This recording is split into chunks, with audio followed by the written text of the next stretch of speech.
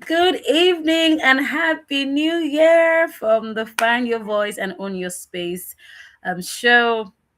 It's been a phenomenal time starting this show. I mean, this is the 27th episode of this show. My name is Jade Sola at Dewodo, and I am the host of the Find Your Voice series. And it's a honor and delight to be doing this. We started this journey last year, May of 2025, and it was just a very beautiful journey having to interact with different kinds of professionals from different spheres of influence, hearing their stories, understanding how they found their voice, and how they are currently owning their spaces in their different spheres of influence. And I'm delighted to start this year, 2026. Now, there's a bit of a change. Usually, we start up every Wednesday, but this time around we had to move some things around because of some commitment, and we will now be live every Thursday from 7, but the time still stays from 7 p.m. to 8 p.m. And of course, you can please do well to subscribe to our YouTube channel. That's at Lady J Global. We are live on YouTube and on LinkedIn. So you can join me on LinkedIn at Jade Sola Dewodo and on YouTube at Lady J Global. Today we're starting with a very phenomenal person because I mean from our last conversation we had it with Maxwell Fashola, and we talked about how you can leverage your social media, most especially your LinkedIn. But today, we're moving to a very interesting dynamics, especially in the creative space. Now, I'm super excited to have with me on today's episode a friend, a sister, and I'm really grateful how our relationship has really blossomed. But she is a phenomenal poet, a spoken word poet. I mean, when she speaks, it's like your soul is being drawn in. Every time she has, she takes her time to speak as a poet, and she's also a copy editor. If you're an author or you're going to be an author someday, you need someone to help you proofread your book. If you don't have this person on your team, I honestly don't know how that book is going to be a bestseller. Anyways, ladies and gentlemen, celebrate with me as I bring up on stage for today's episode of the Find Your Voice and Own Your Space series, Joy Jamie. Hi, is this how we're starting the Morning. year? Hey, girly, how you doing?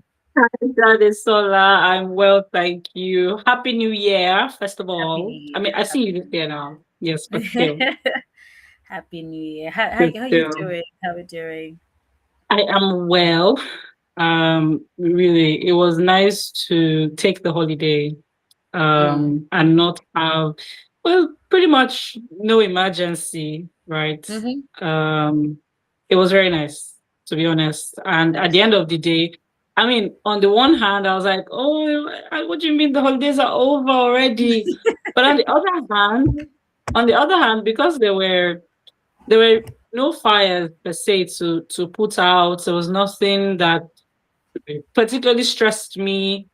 It was mm-hmm. easy to say, okay, it was not as long as I'd like. I mean, I'd like for the holidays to be like 2 months, take midterm break, or what's that long holiday that students have in July and August? Just take that kind of break. But I know, we'll right? take what we get. I know, But right? I yeah, mean, I'm good. I'm good.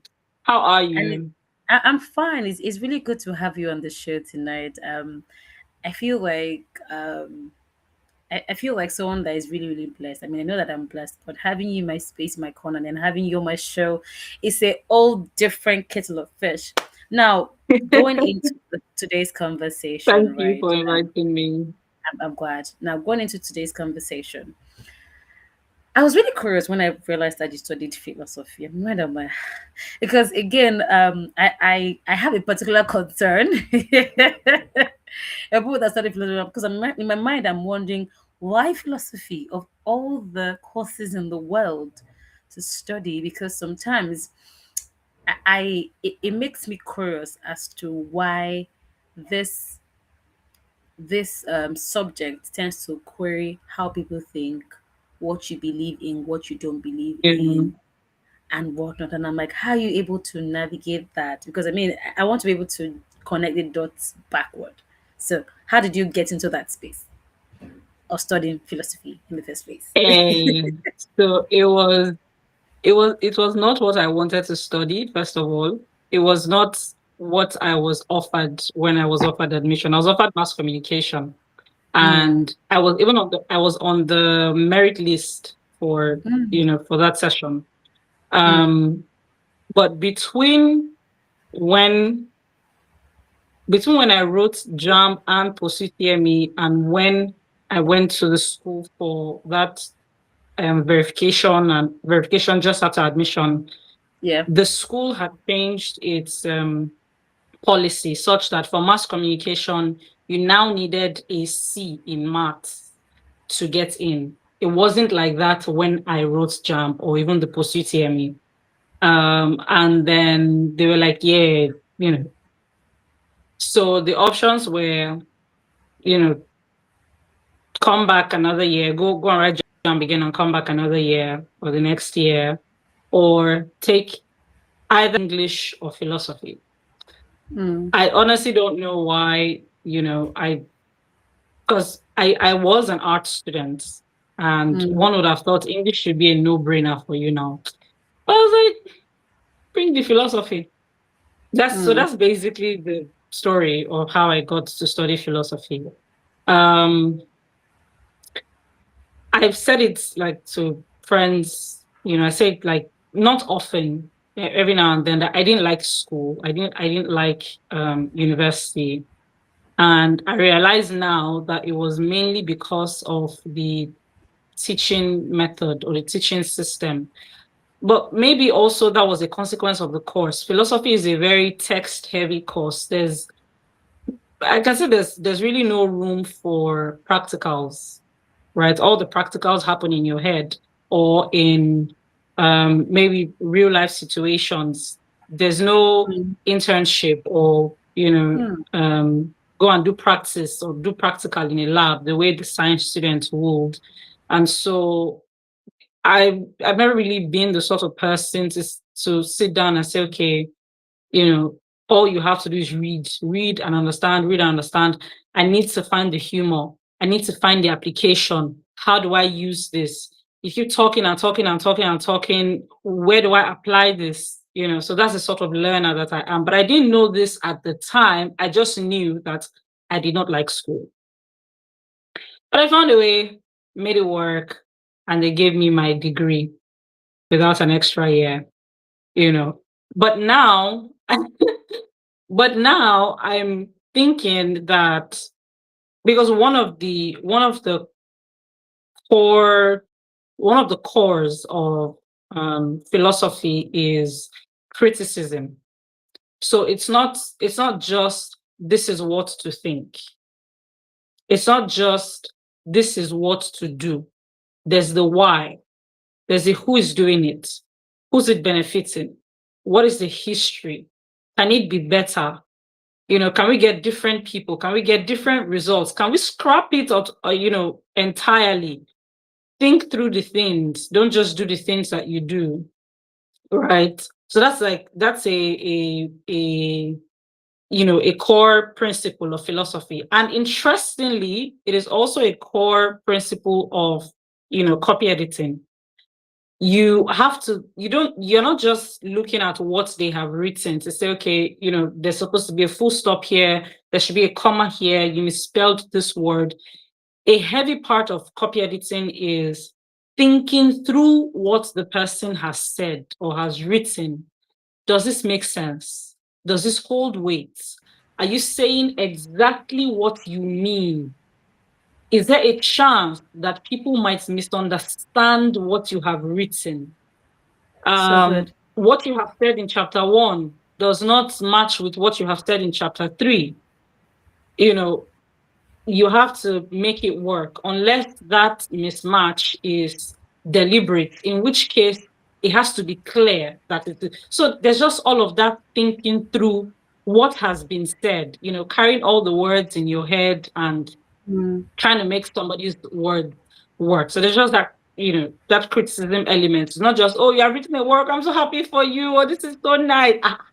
Baba call me, this thing that you have written is not, is this really what you mean Did you to say? did you have to do that? Is this What I mean, really what you mean to say? So mm-hmm. that's how I got into philosophy, and that's how I'm translating the philosophy that I did not like into the copy editing that is part of what I'm doing now. So what I'm hearing is a case of all things work together for good. that's that's literally what I can hear because I mean, and Exactly. it's how you've been able to take your lemons and turn them not only to lemonades this time around. You literally have refined it Yeah. and repackaged it and made an energy Yeah. drink in the process. I mean that's because so in my I like head I'm energy drink. thinking so in my head I'm thinking Yeah. could philosophy be a prerequisite or like a crash course rather for copy editors to improve their editing in a way or like a knowledge of philosophy in some sort of way, can it really help Yeah, it can. So maybe not everything entirely? in, you probably don't have to do the 4-year course. And the good thing is that pretty much everybody takes a philosophy course. Pretty much every undergraduate takes a philosophy course, at least in Nigeria. Because Okay. even if you don't borrow from philosophy, you get to do, we call it GNS in my school. Some Oh, schools call it yeah, yeah. general studies. And so Okay, you do yeah. philosophy Some call it 101, which is GST. logic. Right. So everybody does logic 101. It's just because many people do not build on it eventually, apart from maybe law students and probably English students, you're like, okay, we've passed it, we've passed the course. Let me now face my core departmental courses. But if you were to take that Logic 101, maybe take a higher level of that in maybe your 200 level. Yeah, Okay. nice. But it's not as if you don't study philosophy, you cannot make it as an editor, or you cannot learn to to criticize effectively, or you cannot learn to think through what people have written or what they're saying. I like Okay. to say there's nothing in copy editing that cannot be taught. Okay. The main thing is, do you want to learn? Hmm. Hmm. That's it, really. It's actually very, very important. Now, I mean, when we met, you were you were pretty much in the poetic space of being a spoken word poet. So when I'm curious, I don't want to use the word stumble because I mean I did from what stumble, actually. you okay, all right. So how I did you did stumble? stumble into how did you how did you stumble your I did I just stumble into spoken word poetry. I'm always very mindful of my choice of words, right? But again, now that you've given me the poetic what's it called, liberty, Yes, please, how did you stumble into being a spoken word poet? And I mean, right. was he at the time? Because again, when we sorry, hold on, Joy, because I remember very very well when that became a thing, right, a few years Yeah. ago. It was like it was just a few people that were just doing this thing, and it felt like you had to be able to rhyme words in a certain way, have the highs and the lows, and all of that dramatic nuances.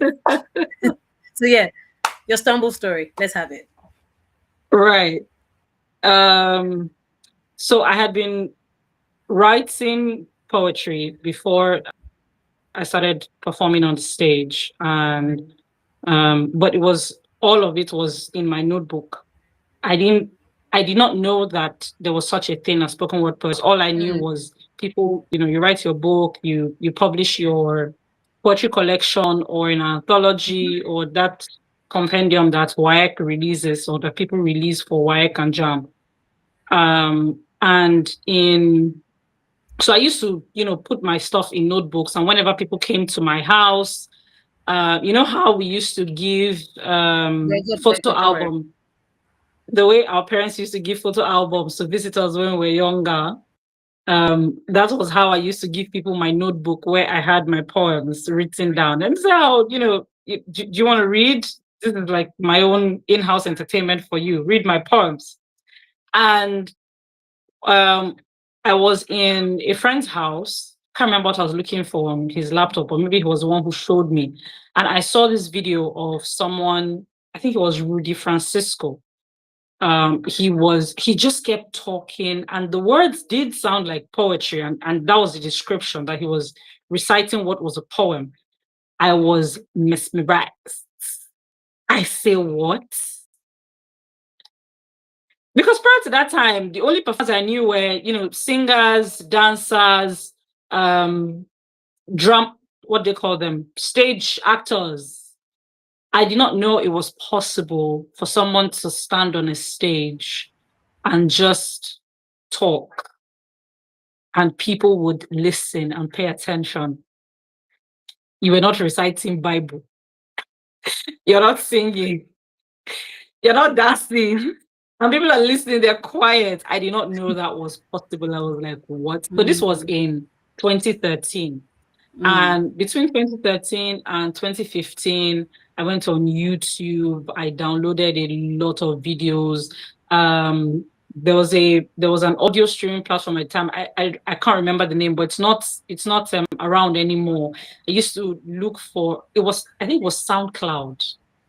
I think it was SoundCloud. I used to go on SoundCloud, on YouTube, get videos of people, performing poetry, Nigerians, Americans, just everybody. I was like, whoa, this is so interesting. My mm. goodness. So there was that. And then fast forward to 2015, I wrote my first poem. I remember I was in church. It was a Wednesday service. I just started writing, and I kept writing for like maybe two, maybe three pages.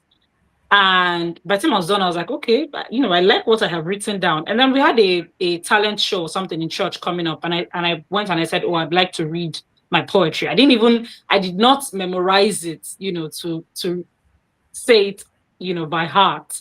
I held my notebook and I read. And when I was done, there was literally a standing ovation.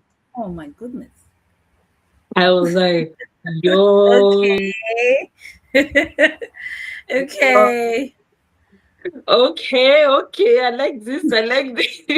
And there's something about the high that you get as a performer. So on the one hand, it's a lovely, lovely feeling to know that something you wrote, maybe, when you were bored, or you were maybe even looking for the words and you found them, or you wrote while you were waiting for someone, you were in traffic and all that, resonates with people who were not there when you wrote it.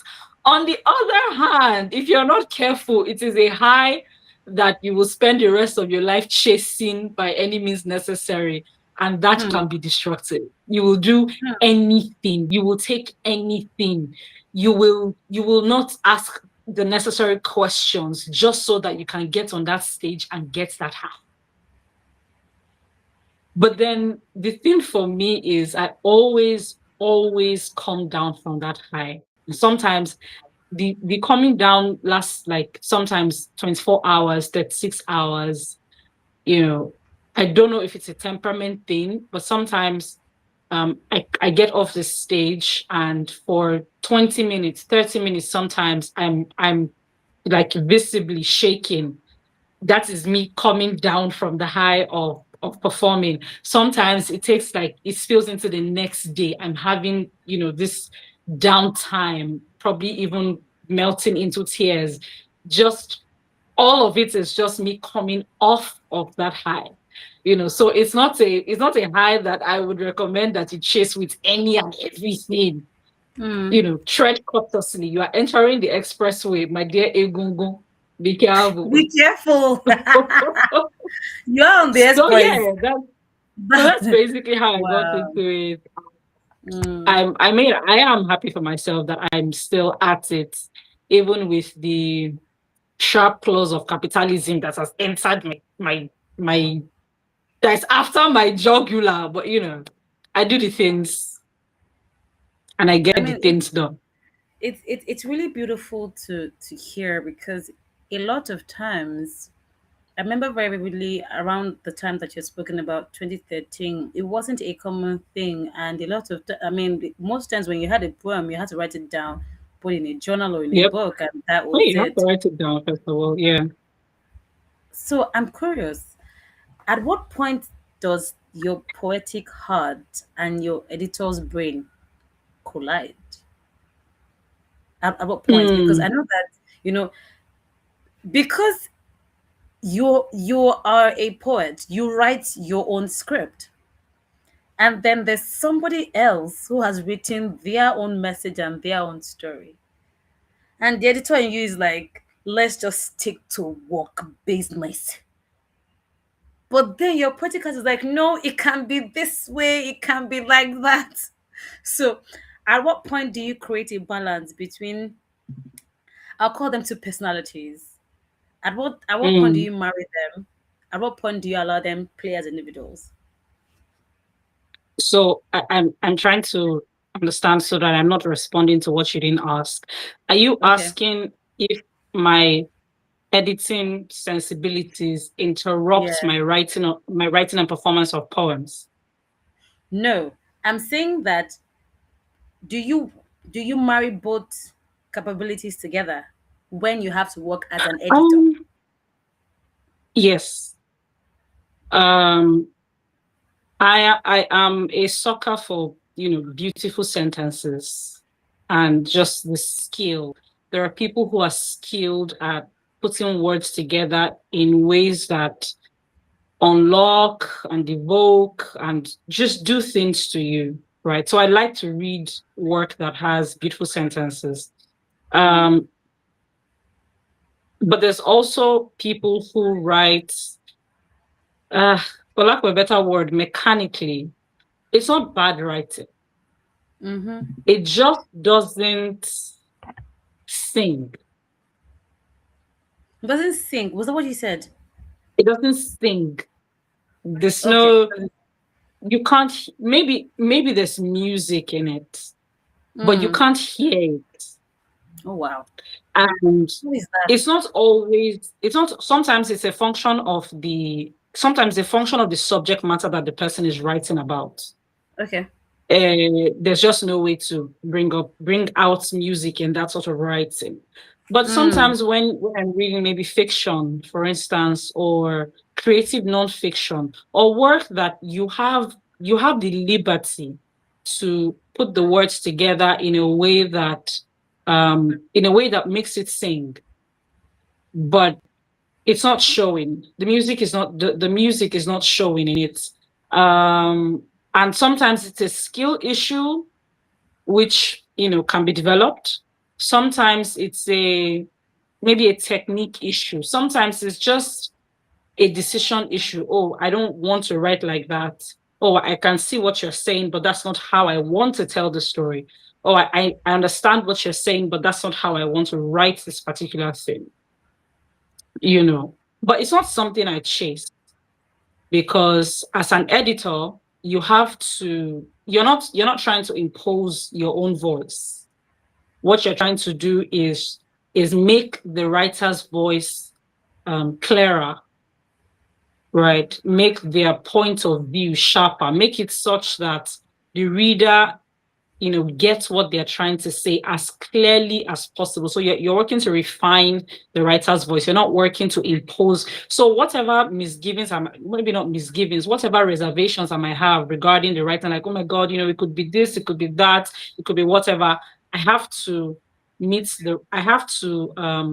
cannot come and impose on the writer. I can suggest, and editing is a lot of suggestion, a lot of arguing, a lot of explaining what you mean, a lot of saying, what if you try this? Do you want to consider this? A lot of saying, I don't think this will work, and here's why I think so. And Mm. the writer then explains to you, okay, this is why I said what I said. this is why I wrote it that way. And then you have to say, okay, maybe it's not coming out as clearly as you Mm. intend. Perhaps you can tweak it this way or write it this way. So I don't come and say, oh, the music in your words is not showing, or it's not. I, mm-mm, mm-mm. If it is something that can be suggested to say, okay, what if, and the writer, takes your suggestion, that's all well and good. But if not, meet the writer where they are and make their voice as clear as you can where they are without imposing.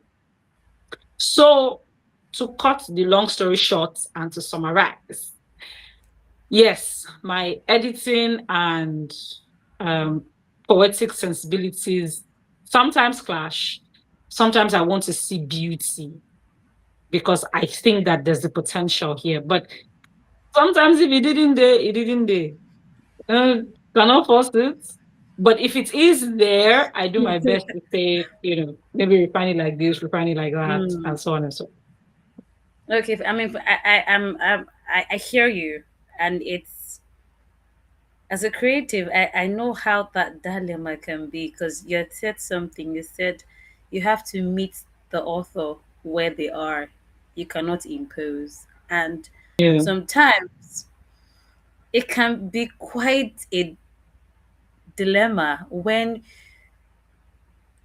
you're like, this is And the right thing to do. dilemma is a kind way to put it because Like, excuse me, Mr. and Mrs. Company, no. what you're writing, I know, I know that this is a slippery slope. But the person's like, Please. no, it's my story. It's a and I mean, I don't know if you feel that pain, but as a creative that works, in Yeah. the creative space, it's ah, but then and Yeah.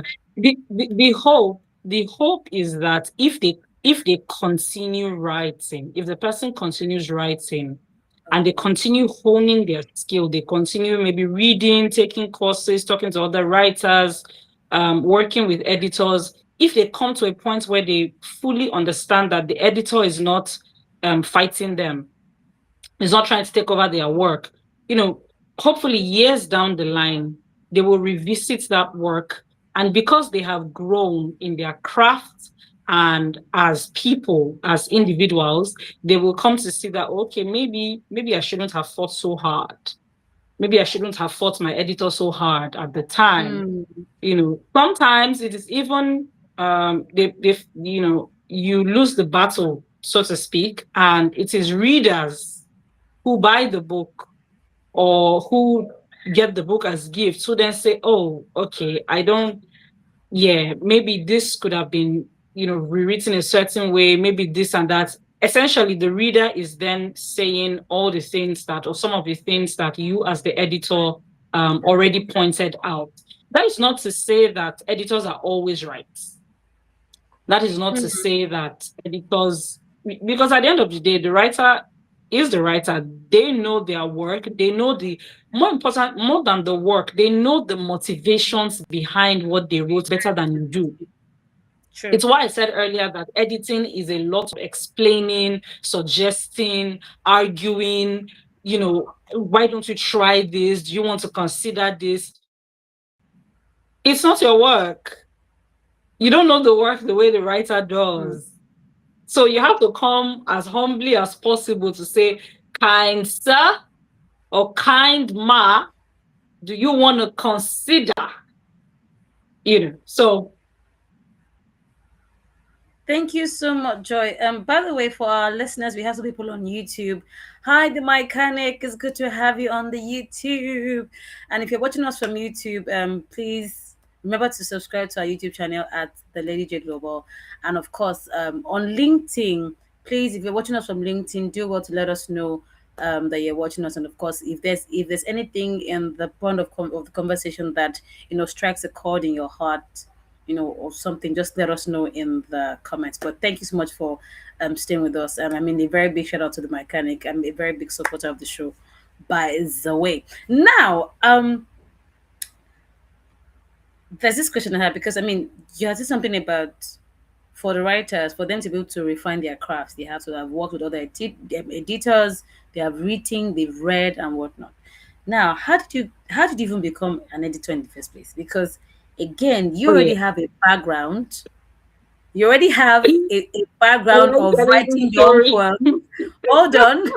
You have a background of writing your own poems, of Yeah. performing your own poems. So what then influenced to say, okay, I mean, yes, being a spoken word poet is amazing, but we need to get into the big leagues by being a copy editor. So how do we transition into that, or how did we get into that phase? Story, story, story. I So love a good story. I was like, anxiety had me in a chokehold in my Mm. final year during NYC, just after NYC, because I was like, what am I going to do with my life? Hmm. I don't, you know, how do you even start? Because school, I mean, by the end of 4 years, school becomes familiar, you know. NYC is, it might be unfamiliar, but at least you're guaranteed a salary at the end of the month. Hmm. And for most people, especially for those who are teachers, you don't have to think too much about it. Just show up and teach what you can and, and go. But then NYC was ending. What am I going to do with my life? And so it was a friend of a friend. So I was making a lot of lists. What do I know how to do? What are my interests? Where do I want to volunteer? Do I want to do, I beg to apply, please hire me in your company, What is like that? so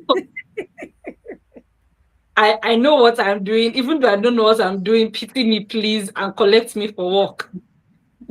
But even if I wanted to do that, in what organizations, where do I go? So I was making all these lists.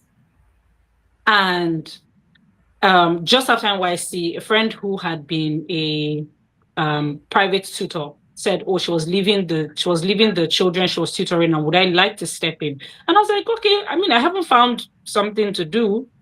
This might be a good in between place while I figure out what I want to do with my life and career wise, especially."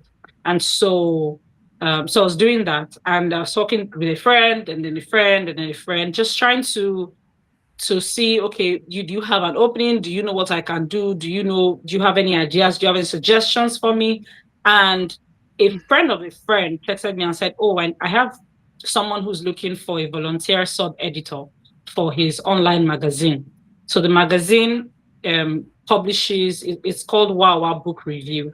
It publishes book reviews, but the books that we reviewed were books that were published only by African publishers. So essentially, it was focused on the output of African publishers. Whether the writers' nationalities were immaterial, it just had to be published by an African publisher.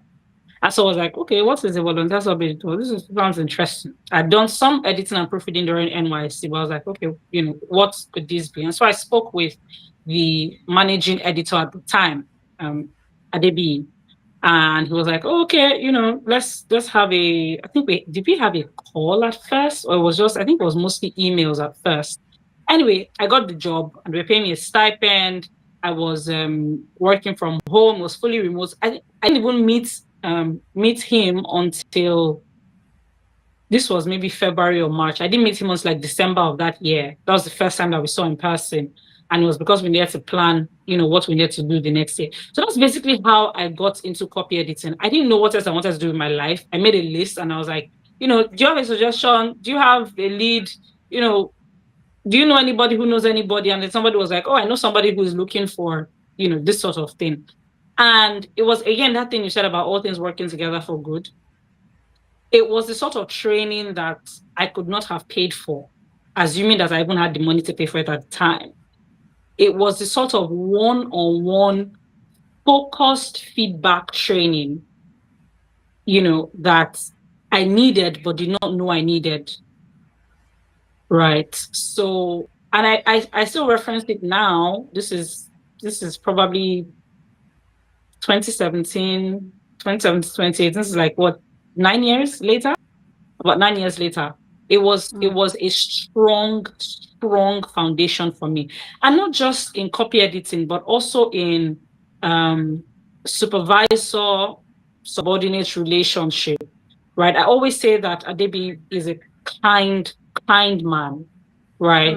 mm. Even though at the time I felt like Baba, he hashed out. He used to send, my God. I used to have anxiety about opening his emails because whenever he wanted to send feedback, he would do, it's not bullet points, A, B, C, D. There's probably an email where he did A to like maybe M or N, just going, line by line by line by line by line. See, if editors that are coming up now have somebody who can do that with them, do that with you for like maybe a year or two, trust me, you are set. Hmm. You are set to have somebody focus like that, and give you the best that they have. It was phenomenal. But of course, in the moment, it felt like, now wow, that's why bad reach. No matter how bad I am at an editor, surely there's nothing that warrants you sending me an email with letter A to M of review. Have Hmm. mercy on me, please. I'm just a girl. But Yeah. now I cannot talk about being a copy editor without mentioning Adebi because it was such a solid foundation, Foundation. right? And so that's how I got into copy editing. And in the years since then, um I've worked with other copy editors. I currently work at one of the leading publishing houses in Nigeria, Narrative Landscape Press. And I call her my work bestie. My MD is Wow. one of the most brilliant editors that I know, right? Um, our other director, Dr. Egosa, who's a writer, editor, and all-round, jack of all trades and master of everything. Mm-hmm. He's also like really brilliant at Yeah. just that sort of very quick knowing, okay, something is wrong here. This is what is wrong. This is what needs to be fixed. I mean, I aspire to such quick, speedy clarity. So yes, again, that is how I got into copy editing, and I love it. Absolutely, absolutely love it. From your eyes Right? and your voice, you can tell that DB did a very good job unknowingly shaping you into, because I Oh my mean it takes, God. and it takes someone who has been thoroughly thought to transfer, and to be able to, not everybody can transfer skill, not Eh, everybody. fair enough. So it takes someone who is first introspective, reflective, intentional to say, okay, what I know will not die with me, won't go to the grave with me. I need to transfer this, and the only way I can transfer this Yep. is is on the job, because the best way to learn is actually on the job, if you get Yeah. what I mean. So I Yeah. mean that, and again, wherever Debbie is, Debbie, wherever you are, God bless you. Thank you for giving us one of the finest copy editors in the whole of Amen. Africa. I dare say. Now, looking at your laurels, you performed on I have laurels. Chimamanda Adichie's tour. And in my mind, normally it's supposed to be having shoulder pad ladies. Like, wait, hello, you can't Ah, you're not talk with seeing it. us. You're not seeing it. And I remember in our earlier conversation, you had described how your first performance was. So, Yeah. what was it like for you when you got the message or the notification or the email that you were going to perform at Chimamanda Adichie's tour, and then get into the space, and then watching someone that you probably have read her book, probably idolized her at one point or the other, and then you are on your idolo stage. Hey, my God. The Right. high, how long did the high last for? I want to know. Did it last for a month? Because normally the other ones used to last for like 12 hours. Please, this particular high, How long did it last? We need to know. We need to I know mean, how, because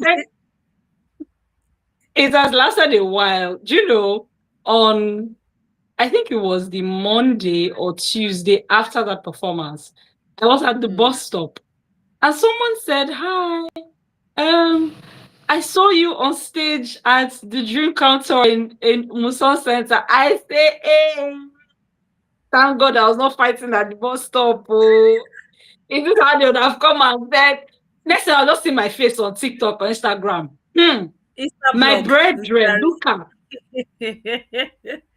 Wow. you."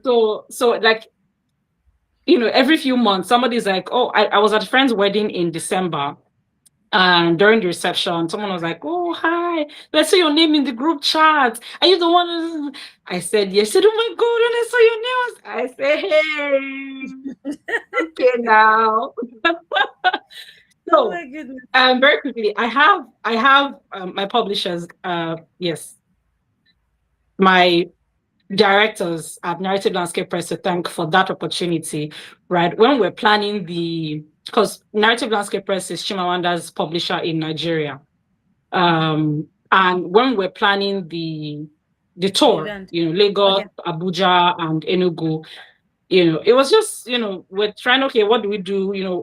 What can we include in the lineup of events? And then my directors were like, "Oh, would you like to perform poetry at the event?" I'm like, "Yeah, sure, no wala." And then I Mm. got an official email saying, "Oh, we'd like to invite you to." So I say, "Hey, excitement won't finish me. Oh, hey, what am I going to do? Am I going to do a new poem? Do I rehearse? Should I read from my phone? What do I do?" And so basically, so I selected two poems, a short one Mm. about my mom and one of my, I think that poem, the second one is much longer and is one of the poems that every time people hear it, they love it. They're like, "Oh my God, this is so cool," and all of that. I can still tell you now, I still remember how nervous I was throughout the day, right? I mean, it was our event as well. So I had to work. I had to, move around, there's tickets to be sold, you have to provide people selling tickets, people have to move around, what's going on. And then it was like 20 minutes to, and then 15 minutes. And we're like, "Oh, after this person, you're going up now." And say, "Hey, okay, all right." Finally, it was showtime, and then I went up. So one of the things that I like about people reading my bios is there's a line there that says Joy is a memorable spoken word poet who sometimes performs barefoot. I So was that going to is come to like that, but thank you for helping me that. Don't worry. Finish first. Finish. Finish. so. Finish, my love. So the MC, made a little show of saying that, and then I did come up on stage barefoot. As a sidebar, that is something that I sometimes debate.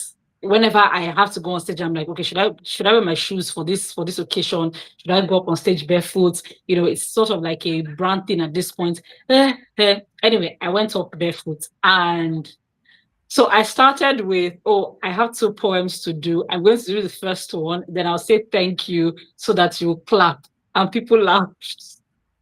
I rehearsed that as well.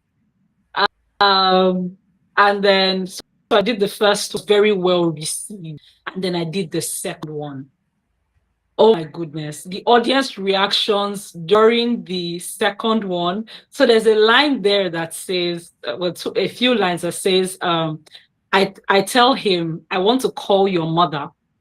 I want to talk with her woman to woman to tell her, I've seen a beautiful flower in your compound. It has been pulling my eyes and my nose and my heart." So that part about "I seen a beautiful flower in your compound," is something that men say, or men and their families say when they're going for traditional weddings. "Ah, we have seen a beautiful flower in your compound. We want to come and pluck it." So I was like, okay, let me put this in my poem now. When I said that part, we were like, hey, I say okay. Many people like love like this. So it was phenomenal. And then at the end of it, during the book signing, we're arranging people, getting people to like, come together. And then Chimamanda saw me and she was like, "Hey, I liked your feminist poem." I said, "Hey, feminist poem, I'll take it. What am I not to take it? I will take it." So Mm. it was an all-round 10 over 10 memorable experience. I got on Instagram the next day and I was seeing so many stories, so many people tagging me and saying, "Oh my god, your performance was this or that." I got on Twitter, the same thing, and people were just, the reception was just beautiful, was just absolutely beautiful. I have Dr. Agosa, I have Soundly, I have Miss Anye, Narrative Landscape Press to thank for that opportunity. Um, it will always be a memorable one for me. So Wow. that I is mean, how that went. that is, I mean, I am, so because I have a cinematic memory, somewhere in my head, I'm playing all of this as a movie in my mind. And I honestly cannot really imagine how you would have felt that day. Seeing Bro. someone you literally admire, her art, her Yep. work, how she puts, words into paper, and then this person then tells you, "I love your feminist," like ma, like ma, ma, like how did you I will not clean my ear again. how did you sleep that night? I slept. I was tired, please. I slept. It was a long day. But I mean, Please, I and slept. it's really beautiful to hear that you work in an environment that allows you to thrive Yep. despite knowing what you do for them, knowing that okay, we want to do something and we have something to showcase. That's a way of letting you shine beyond what you do as a corporate. And I mean that's big ups to your bosses, because I mean most times what some other organizations will do is they'll get somebody outside, or even if they will use the inside person, there's a way that things go around, but I mean, but it's Yeah. really amazing that you have amazing people that can put your name forward, put your brand forward, be able to say no, I mean, In fact, as an addition, there was a time when Dr. Egosa, whenever, random people, sometimes spoken word poets, sometimes just, random people that I probably didn't know, do not mm-hmm. know, would come to the office and then he would say, "Oh, this is Joyce, our stand editor, she's a poet." And then he would go on either Instagram or YouTube and play Wow. my video for them. Oh And I wow. was like, Sir, can we not do that? Wow, "Oh, that I mean, thank you very please, much." But like, you need to hide your boss, please. You need to hide your boss. You need to hide your boss, please. the other part of it is that, usually whenever I have like a spoken word performance in during the week, they're, generous, very magnanimous. I say, "Okay, please, oh, I have a performance maybe tomorrow or next week Monday or something, can I go for half of the day and come into the office later in the day?" And they're like, "Yeah, sure, no problem." Just, so all around lovely people, all A around. big shout out, to everybody in that organization, especially to your Oga. God bless your Oga. God bless Amen. Doctor. All right, Amen. now as And we Miss Only as well. God bless Miss Only as well. as we start to wrap up, my heart goes out to writers and also to spoken word poets who are trying to find their feet. Because again, we've heard how you found your voice and how you're currently owning your space rather, and Yeah. how you are one of the blessed few in the Nigerian corporate landscape to work in an organization that actually loves you. They Having love me voices like too that, much. I mean, they're no brainer. I'm a sweet girl, but still. you didn't have to touch your horn though. But anyways, so how do you now, before we get to Yeah. that aspect of speaking to the people, how do you navigate trends as a copy editor and as a poet?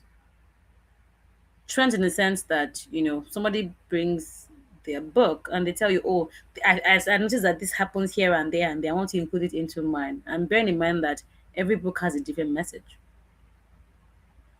So how do Yeah. you, even though you already said that you have to meet them at the point of compromise, but someone comes and you know that man, this is not possible. Do you fire such authors, or you try to bend in inconvenience? I mean, people say they fire their landlords. So do you fire your clients that Yeah. says, instead of me jeopardizing the quality of what I do, I'm sorry, I don't think I can Yeah. take it. So I mean, what are the things that? How do you manage? Such a such dynamic. How do you manage that?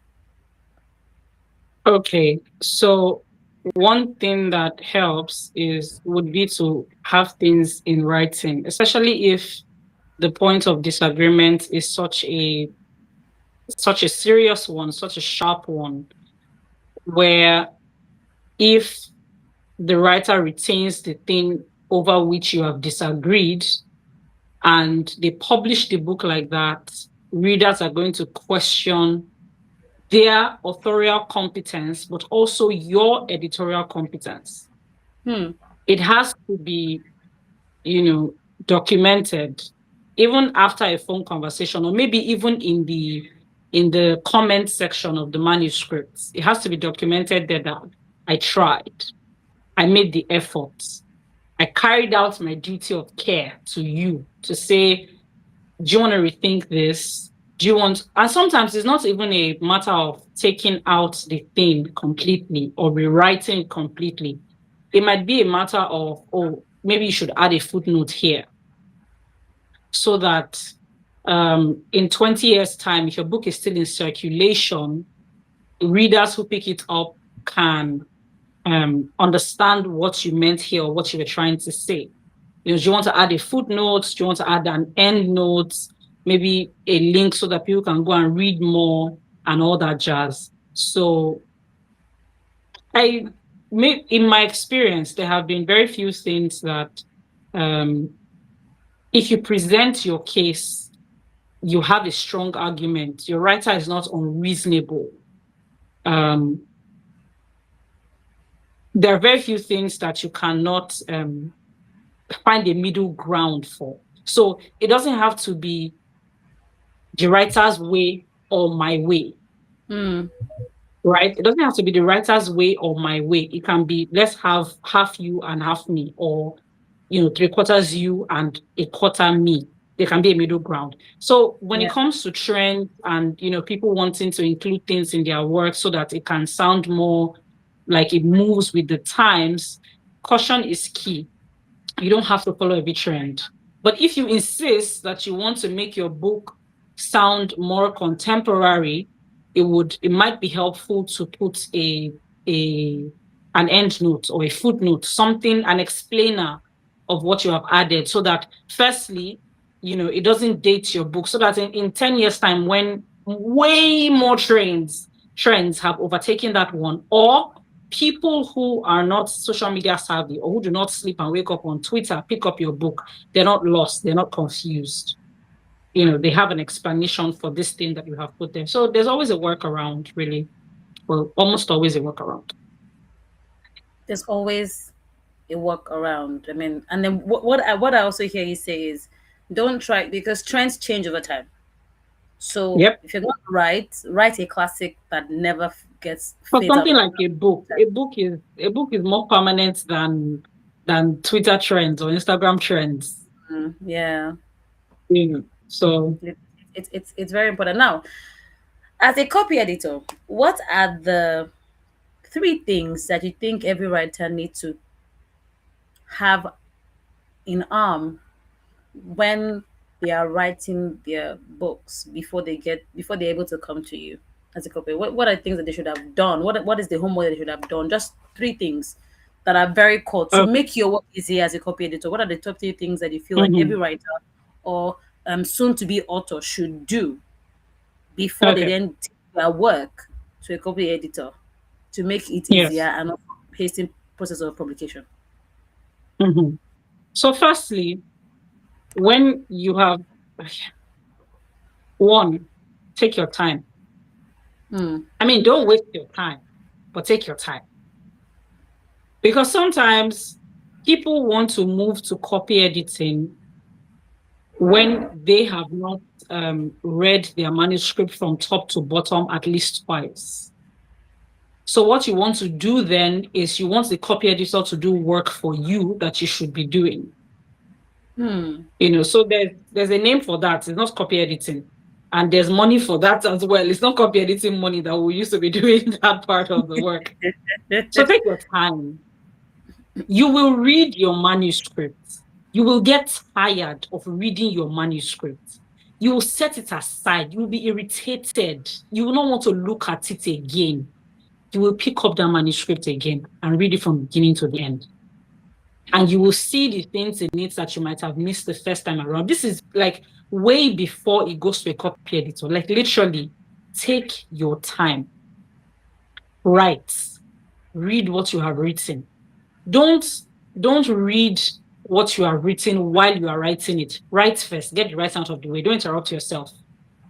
Write first, then read, then self-edit and all that jazz before you get your copy editor.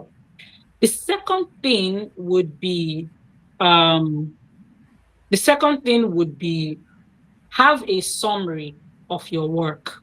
We call it a synopsis or a blurb. What is your book about? What are you trying to say? What are the themes? What is the message you're trying to pass? Have that document ready. If you can go to the extent of doing a chapter by chapter breakdown so that you are able to guide yourself as you write, that works as well.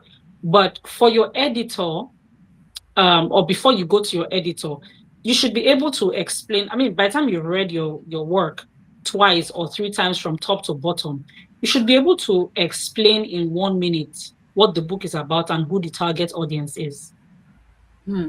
So these are things that you should think about when you're writing, maybe before you start writing, when you have read it like once or twice or three times, like so. So first thing is take your time. Write. Read the thing you have written. Write again. Read it again. Read it again before you go to copy editor. Hmm. Secondly is to, what was the thing I said? You had said to take your Ngwan, you're time. paying attention. Yes. Secondly, you said to have a summary. Yes. Have a summary of What? So your book. this will be the final point now. Very good. We'll make a copy editor of you here. Thirdly, um, thirdly, have other writers who who whose um whose skill or craft or whose work you trust, who you can trust to read your work and give you feedback before you go to a copy editor. They are not editing your work. They're not proofreading your Just work. They are reading it with a view to say, okay, what works? What doesn't work? mm, Have I done a good job of fleshing out the characters? Are the characters one-dimensional? And these are things that a skilled writer should know. So you're not giving your cousin brother who studied English. You're not giving your neighbor who is a mass comm graduate. You are giving a writer whose work you trust because they should have the feel to know that this character is not working. This plot, the whole inside reach to put pots and cook rice. what? The direction is, this plot is directionless. Do not ever see, you need writers who will look at you and say, you do not ever say you have written a manuscript in your life, ever. This thing is not ready for copy editing. And so what that means is that you need writers who can recognize what is right, what is wrong, what needs change. Also bear in mind that you don't have to take every suggestion that your writers, your peer reviewers offer, especially if they clash with your vision for the work, right? So we go again. First one is to, read what you write over and over again before you go The to a first one copy is actually editor. take your time. No. Yes, the First first one one, is take your time. Yes. So take the time. in taking Yeah. your time, you write, you read what you've written, you write again, over and over again, till before you go to a copy editor. Two is to have a Somewhere. summary of your work. Yeah. What is your work about? What are the themes? Who is the target audience? That sort of thing. And then thirdly, have fellow writers. They don't have to be a lot. Two people, three people who can read your work and give you feedback at different stages of your writing before you then engage a copy editor. Because if you're asking a copy editor to do peer review, that's not copy editing. And any copy editor who's worth their salt can look at your manuscript and say, it's not ready for copy editing. Mm. And a mistake that, I've seen a few people make is your manuscript is not ready. You are saying you want to publish next month. With which work? You have got to collect hall. You have contacted printer. You Jesus don't have Christ. work. Where's the book? Is the book in the room with us? Please, please, please, please. Go back, open your Word documents again, please. Girl, you're Let's know killing what me we are right doing. Anyway, that's what I have. Don't be in a hurry, please. now. Oh But my don't goodness. waste your time. That's I all. know. Don't be in a hurry, but don't waste time. Thank you so. I Chicken mean, out. that was because the truth is, there's usually the high of, oh, I've written a book. I have a book. I want to, I want to do it. I want to, and then it's usually, sad when it's now the readers are like, what, hello, ma, what's this? You don't have what, book. what, what did you put It's far together? from book. It's currently far from book, please. Come back a little back.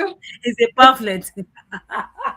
But but the good thing is, Mm, it can be developed, it can be mm, helped. Hopefully yes.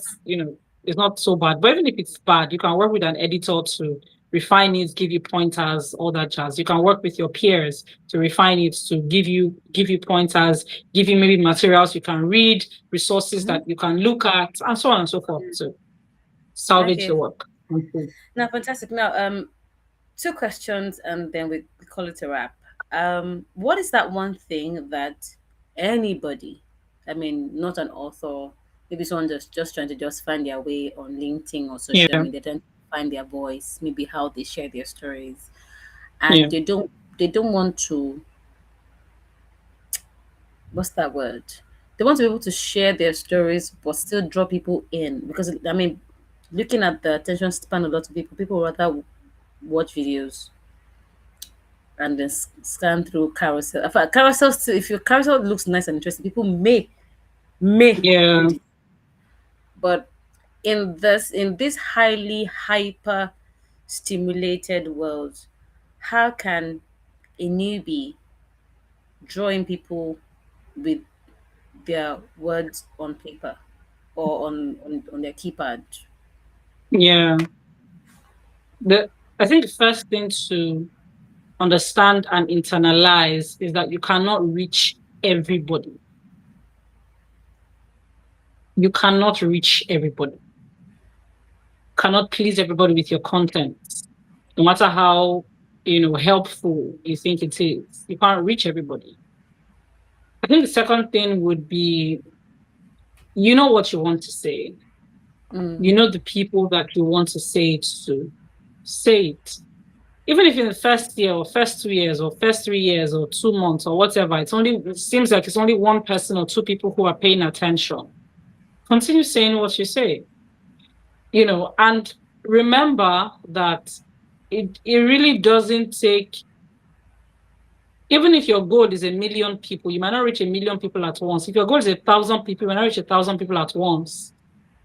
It might not be your efforts that will push your content or your words or your book or your whatever to 1,000 people. It might be that you have reached one person or 5 people or 10 people, and then those 10 people resonate so much with what you have written or what you have done that they are like the woman, I think was a woman at the well, the yes. woman at the well in the Bible who then went out into the town, went into the town and said, "Come and see, this man who told me everything I have ever done, who knows me like the back of his hand." So internalize first of all that you can't reach everybody, and secondly, don't let that stop you from putting your work out.